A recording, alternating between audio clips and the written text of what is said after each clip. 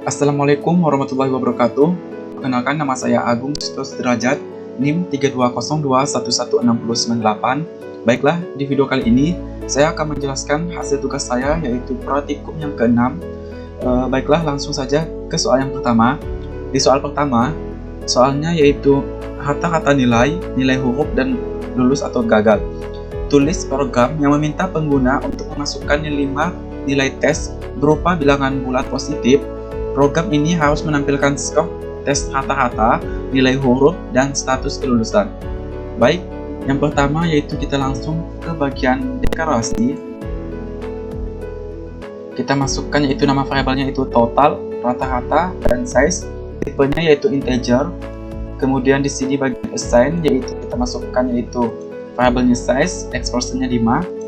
Kemudian di sini bagian deklarasi lagi kita masukkan yaitu nama variabelnya nilai, tipenya itu integer. Di sini kita checklist bagian arraynya. Di sini kita kasih nama yaitu size. Kemudian di sini bagian deklarasi lagi, nama variabelnya itu i, tipenya integer. Kemudian di sini yaitu deklarasi lagi, variabelnya itu kita kasih nama yaitu nilai huruf, tipenya itu string.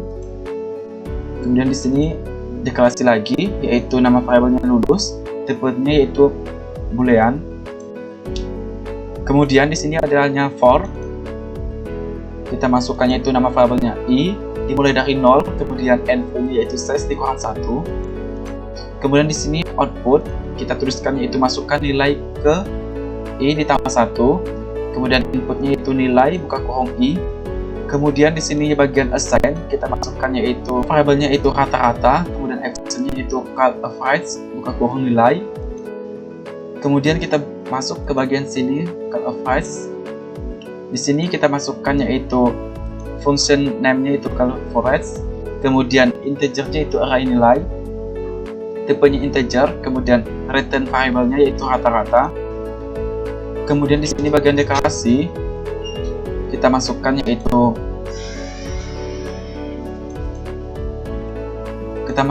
nama variabelnya rata-rata, total, size, dan i, tipenya itu integer.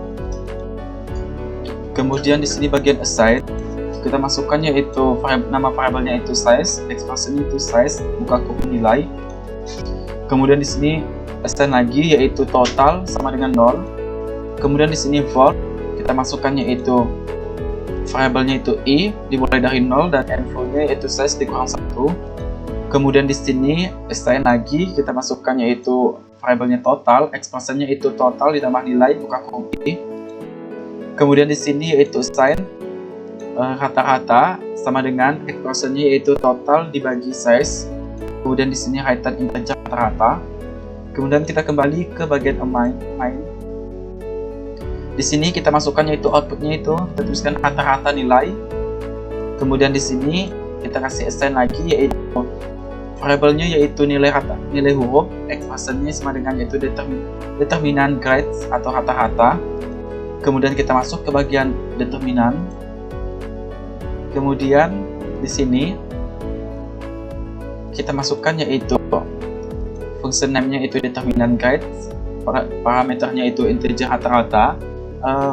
Return type-nya itu string, kemudian return variabelnya itu nilai huruf.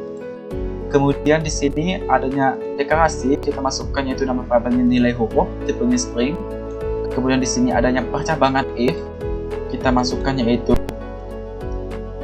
rata-rata lebih besar sama dengan 90 and rata-rata lebih kecil sama dengan 100. Kemudian apabila true, nilai hurufnya sama dengan a. Kemudian apabila false, adanya lagi percabangan, kita masukkan yaitu rata-rata lebih besar dari 80 and rata-rata lebih kecil sama dengan 89. Apabila true, nilainya b. Apabila false, adanya percabangan lagi yaitu nilai rata-rata lebih besar dari 70 dan rata-rata lebih kecil sama dengan 79. Apabila true, hurufnya c. Apabila false, adanya percabangan lagi yaitu rata-rata lebih besar dari 60 dan rata-rata lebih kecil dari 69. Apabila true, jawabannya D, huruf D. Kemudian apabila false, yaitu nilai hurufnya E. apabila false, nilai hurufnya yaitu F. Kemudian di sini return string nilai huruf. Kemudian kita kembali ke bagian main.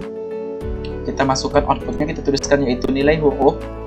Kemudian di sini kita kasih lagi yaitu bagian assign, kita masukkan yaitu variabelnya lulus, expressionnya itu space atau nilai huruf. Kemudian kita masuk ke bagian sini, bagian space. Kita masukkan yaitu di sini di bagian function name, yaitu kita masukkan space, parameternya yaitu string, nilai huruf, kemudian tipenya yaitu boolean, kemudian return variabelnya yaitu lulus. Kemudian di sini bagian deklarasi kita masukkan yaitu nama variabelnya lulus, kemudian tipenya yaitu boolean. Kemudian di sini ada percabangan, kita masukkan yaitu nilai huruf tidak sama dengan F. Apabila true, jawabannya lulus. Apabila false, yaitu lulus sama dengan false. Kemudian di sini return boolean lulus. Kemudian kita kembali ke bagian main lagi. Kemudian di sini kita cetakkan yaitu outputnya status kelulusan. Baiklah, kita coba run. Nilai pertama kita masukkan misalkan 100, kedua yaitu 80, 85, 90, 95.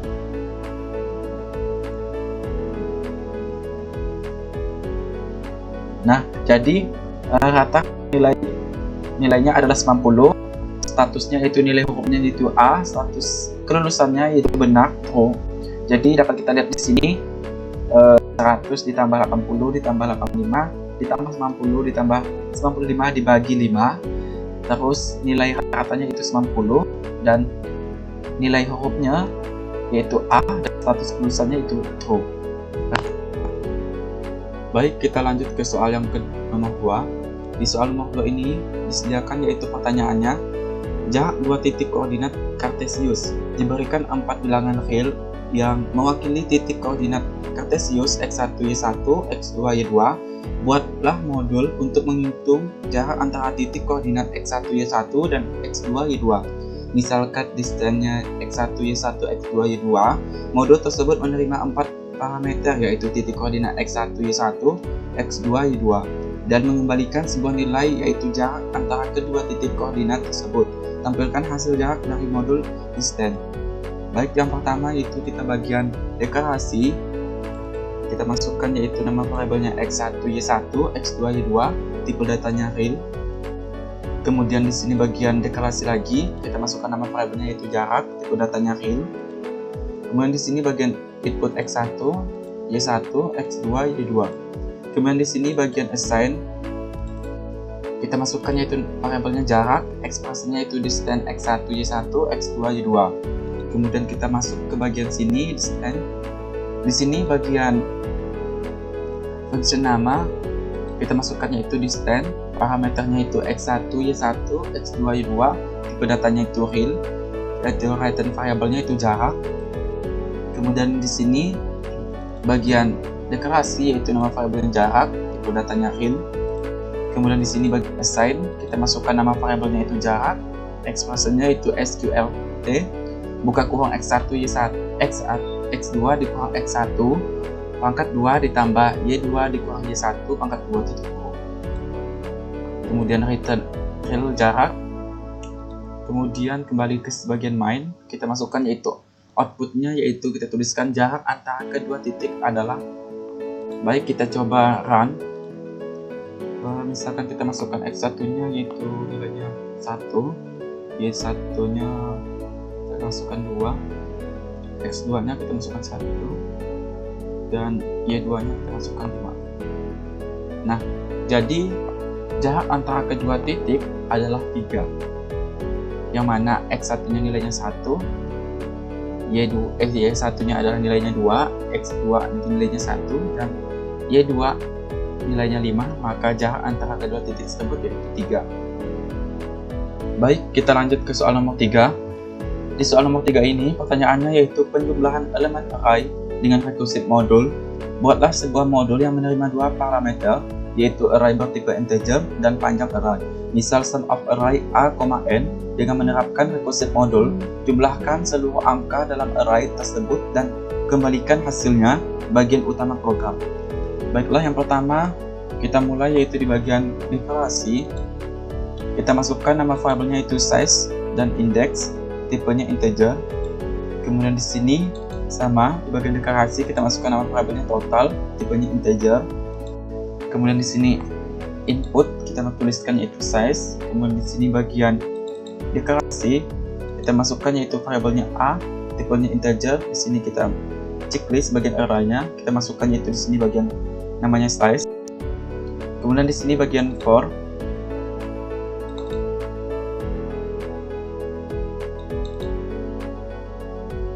Kemudian di sini bagian for.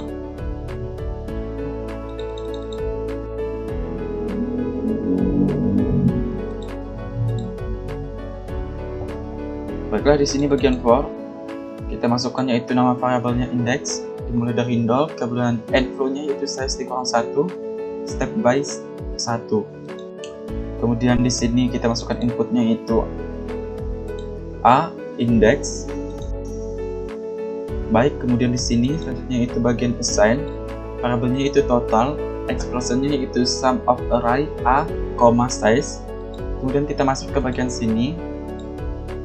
Di sini kita masukkan yaitu function namanya yaitu sum of array, parameternya ada dua yang tadi yaitu integer array a dan integer n.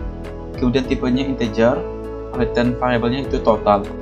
Kemudian di sini bagian deklarasi kita masukkan yaitu nama variabelnya total, tipenya integer. Kemudian di sini ada percabangan if yaitu n sama dengan 1, dan apabila true yaitu assign total sama dengan a buka kurung 0. Kemudian apabila false yaitu total sama dengan a, n dikurang 1 ditambah sum of array a, n dikurang 1, return integer total. Kemudian kita kembali bagian align, kita masukkan yaitu outputnya yaitu total dari nilai elemen dalam array adalah. Baiklah, kita coba run. Misalkan kita masukkan nilainya ada 5.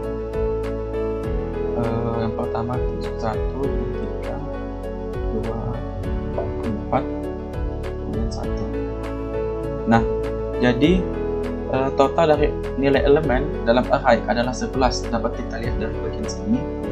1 ditambah 3, 4, 4 tambah 2, 6, 6 ditambah 4, 10, dan ditambah 1 jadi 11. Jadi jawabannya benar. Baik, kita lanjut ke soal yang terakhir yaitu soal nomor 4. Di soal nomor 4 ini pertanyaannya yaitu elemen terbesar dalam array integer. Buatlah sebuah algoritma untuk menentukan nilai terbesar dalam sebuah array integer dengan menggunakan recursive module. Terdapat dua modul yaitu findMax a, n yang menerima input parameter berupa array integer a dan panjang array n serta mengembalikan nilai tersebut pada array a.